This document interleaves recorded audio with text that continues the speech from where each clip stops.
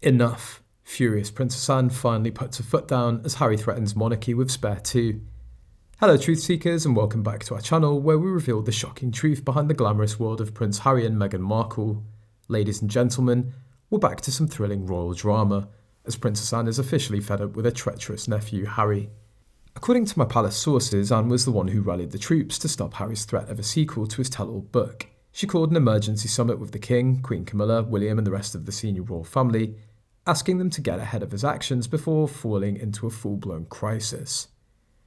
Anne has always been outspoken, but Harry's profiteering antics from his first memoir were the last straw, causing her to be completely cold towards him. She said it clearly. In her view, this opportunist had declared all-out war on the firm through his constant bombs, and extreme countermeasures were now an existential necessity. Anne's no-nonsense approach is legendary, but this is where she crosses the Rubicon, engaging in an all-out war against Harry and Meghan with the monarchy's foundations eroding. It's time for a signature brute force to take centre stage. She arrived at that summit prepared with stacks of receipts, leaving not a single omission or breach of trust unaddressed. She mercilessly criticised both Harry and Meghan for their sense of self-pity and grievance, viewing them as pathological in their cynical agendas and inflated sense of entitlement. In Anne's eyes, the stench of such ingratitude and humiliation demanded that the family finally cut ties once and for all. She advocates strong consequences if a second book is produced, nuclear options that would leave Harry permanently exiled. Of course, the usual appeasers like Charles and William were hesitant to go to such extreme lengths towards the family, eager as always to reduce tensions. But Anne turned it off. In her view, Harry excommunicated himself from the name and values of Windsor long ago, when he defected to Meghan's cult of self. He abandoned any allegiance or privilege the moment he chose ego over duty. Part of the reason Anne tried so hard to demand clear punishment from Harry was to avoid the same toxic behaviour from spreading to the rest of the family. She recognised the long-term corrosive effects and didn't want any more relatives lured into Harry's delusional state of traumatic royal personality disorder.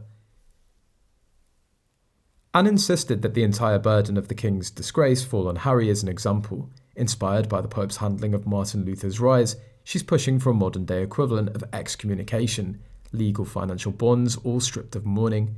She could even explore the nuclear options by symbolically writing Harry out of the historical record, with his lineage affected in a similar way to the eventual annulment.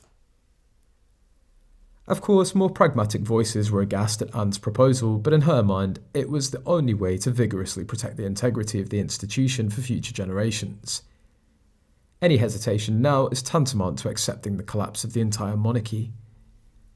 And if you know Anne's past and determination, there's no more credible threat that Harry faces.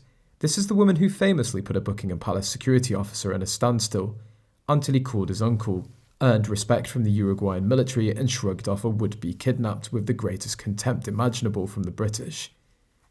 If you've angered Aunt Anne enough to mobilise the Royal Gestapo to excommunicate you, then you've truly crossed the Rubicon. So can such tough tactics actually be deployed? That may depend on how well advice from cooler heads can still penetrate Harry's bunker mentality. Anne's ultimatum isn't something you can easily brush aside. She's drawn an unmistakable line and challenging it could be dangerous.